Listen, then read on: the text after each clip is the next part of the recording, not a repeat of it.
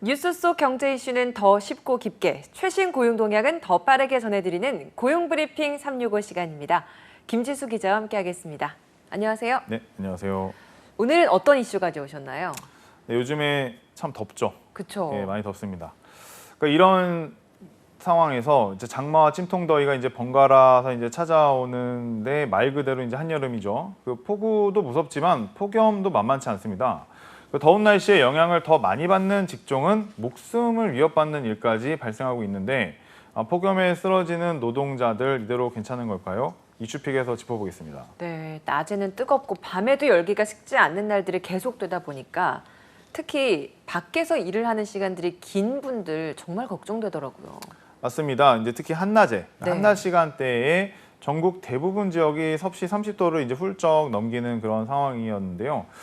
이럴 때 일을 해야 하는 사람들에게는 하루가 이제 더 길게 느껴지는 요즘이죠. 소방청은 올해 5월부터 7월 10일까지 온열 질환자 발생으로 구급 출동을 한 건 이제 508건 이제 이렇게 있다. 분석한 결과 104건은 이제 야외인 바다와 강산, 밭 이런 데서 이제 발생을 했다고 밝혔는데요. 네. 이제 올해는 이른 폭염으로 좀 온열 질환자 구급 출동 건수가 지난해 같은 기간보다 298% 증가했다고 합니다. 298%면 거의 뭐 300% 증가한 거잖아요. 네. 이게 왜 그런 건가요? 올해 여름에 폭염이 좀 더 빨리 와서 그런 건가요? 네, 아무래도 뭐 이제 그런 기간적인 문제도 있을 테지만 네. 건설 노동자의 이제 어떤 무더위 피해는 이제 지난 2일 이제 경기 시흥시, 4일 대전 유성구, 5일 인천 강화군 건설 현장 뭐 이렇게 계속 이어졌습니다. 열사병으로 추정되는 이제 사망 사고가 이제 일어나기도 한 건데요.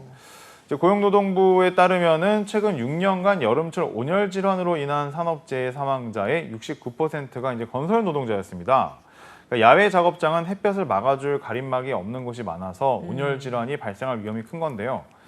게다가 특히 올해는 폭염 위기 경보가 주의에서 경계로 지난해보다 18일 일찍 격상이 됐습니다. 그렇다 보니까 이제 기간이 좀 늘어났고 또 이제 건설 현장 이런 곳에서 좀 위험이 늘어난 거죠. 사실 그래서 건설 현장의 경우에는 열사병을 예방하겠다면서 적절한 규제 조처를 시행하고 있잖아요. 그럼에도 계속 이런 사고가 일어나고 있네요. 네. 물론 이제 안전보건 규칙이 있긴 합니다. 네. 사업주는 이제 폭염에 직접 노출되는 작업을 할 때에는 그늘진 장소를 이제 마련을 하고 또 소금과 음료수를 이제 갖춰놔야 하는데요. 폭염주의보가 내려지면 50분 작업 뒤에 이제 10분 휴식 이게 원칙이긴 한데 네. 열사병을 예방할 어떤 적절한 조치 그런 것도 이제 해야 하는데 그렇지 않으면 이제 중대재해처벌법으로 처벌을 받을 수도 있습니다. 노동자가 사망하지 않더라도 직업성 질병인 열사병으로 3명 이상이 이제 판정을 받을 경우에는 역시 중대재해처벌법 적용 대상이기도 합니다. 근데 이런 더위가 단순히 온열 질환만 일으키는 건 아닙니다. 이제 다른 사고 위험도 이제 높아지는 건데요. 폭염 기간이 길수록 안전사고가 더 늘어나는 건 왜 그런 거죠? 네, 뭐 이달 초만 해도 네. 그 전국에서 사다리에 올라가서 작업을 하던 노동자가 추락해서 사망한 사고가 이제 3건이 나왔습니다. 그 산재 예방 감독관의 이야기를 들어보면 네. 폭염 기간에는 수면 부족, 집중력 저하로 인한 이제 안전사고가 이제 증가를 하고요. 또 덥다 보니까 안전모 등 이제 어떤 개인 보호구 착용도 좀 소홀해지는 그런 이제 측면이 있습니다. 이제 그래서 이제 치명적인 사고가 이제 증가하는 경향이 있는 거죠.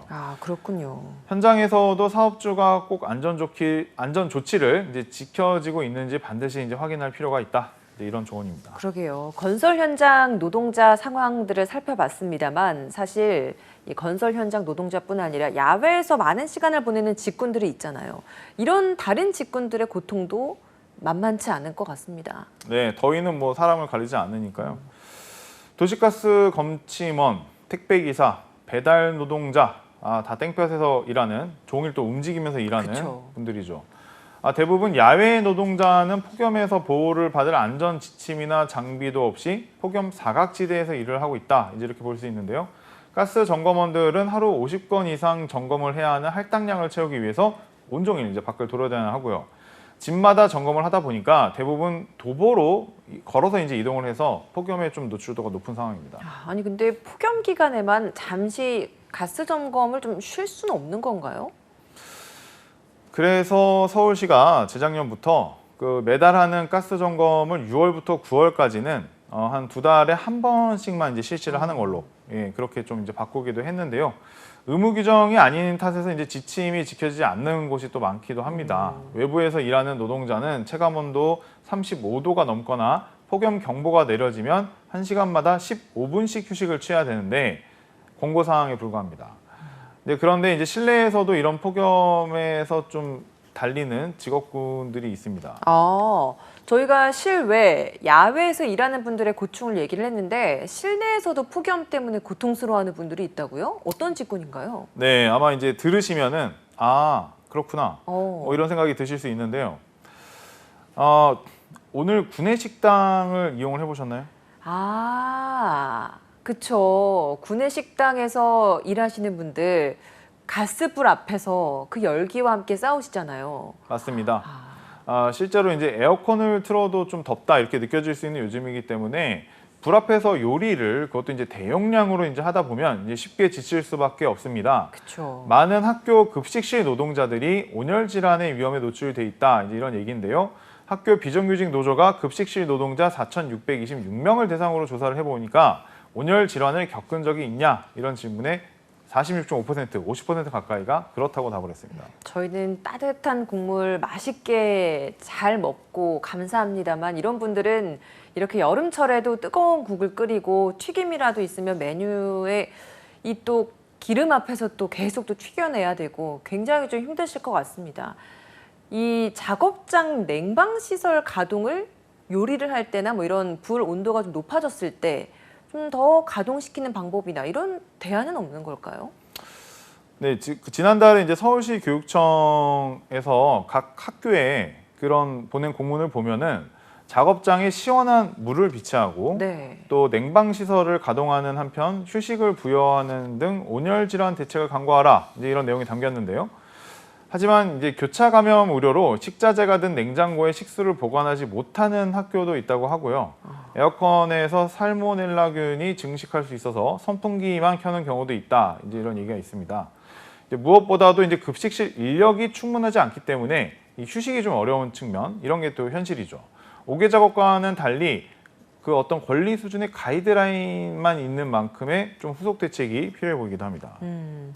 참 정부에서도 이런 폭염에 따른 노동재해를 막으려고 다양한 노력들을 펼치고 있다고 알고 있는데 어떤 것들이 있는지 좀 소개를 해주실까요? 네, 노력을 하고는 있습니다. 그 폭염 대책을 보면 폭염 대비 노동자 긴급보호 대책을 내놓고 이제 강력한 작업 중지 권고안 등을 마련을 했는데요. 고용노동부는 안전보건공단과 함께 다음 달 말까지 전국 건설 현장 6만여 곳에 대한 무더위 시간대 작업 중지 실시 여부를 집중 점검 이제 물론 하고요. 고온의 실내 환경에서 작업하는 물류센터와 조선소, 제철소 등도 점검에 나섭니다. 예, 이거 역시도 권고 수준이다 보니까 각 사업장에서 좀 적극적으로 이 직원들을 위한 복지 차원에서라도 좀 이런 혜택을 좀 마련해 줘야 될 것 같습니다. 한컷 이슈 보겠습니다. 한컷 이슈는 어떤 내용이죠? 네, 이제 폭염이 재난인 이유, 우리 일상생활에서도 아마 많이 느껴지실 겁니다. 온열 질환자가 크게 늘고 있는데 이제 질병관리청 자료에 따르면 올해 응급실을 찾은 온열 질환자 숫자가 폭염이 가장 심했던 2018년에 비해서 2배 이상 많았습니다.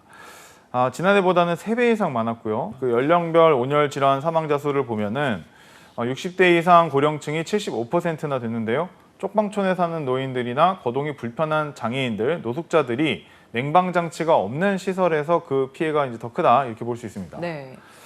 그래서 무더위 쉼터라고 하죠. 무더위 쉼터가 이제 있는데요. 폭염 취약계층이 더위를 피해서 이제 쉴 수 있는 냉방 시설을 갖춘 이제 공간입니다. 좀 더 많이 마련을 해주면 좋을 것 같고요. 지자체를 중심으로 그런 시설을 확보하는 노력을 하고는 있는데 범정부와 지자체가 이제 협력을 해서 어떤 폭염에 대비하는 시스템 조금 더 갖춰 나가면 좋을 것 같습니다. 네. 기후 위기로 인한 기상 이변이 상수가 돼버린 상황에서 폭염은 이제 기본적인 노동 조건과 환경에 대한 기준을 어떻게 마련해야 할 것인지가 문제가 됐습니다. 더 현실성 있는 세밀한 대책 마련이 필요해 보입니다. 오늘도 김지수 기자와 함께했습니다. 고맙습니다. 네, 감사합니다.